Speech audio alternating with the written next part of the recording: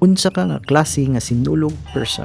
Sa una, tuluran na sila kabuk ka klase. Kasi di pa kayo dugay, himo na silang upat. Type 1, the devoted and traditional. Mao ni sila ang sayong mata para mukuhig sa fluvial, hatod sa procession, dili jud makalimtan mo simba. Second type are the party goers. Mao ni sila ang mga tao nga naay face paint, street parties, inom, apil og concert.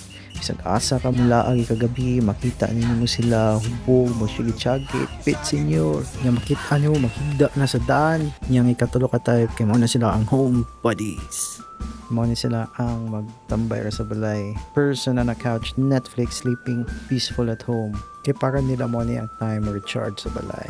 And the last type are the escapists. Mo ni sila ang pinakabag-o ng mga klaseng nga tao during sinulog. Biyahe ni sila paingon sa north, sa south, relax sa beach or sa bukid para malikayan ang saba sa syudad. Nga ikaw, sa mga nga type na tao during sinulog?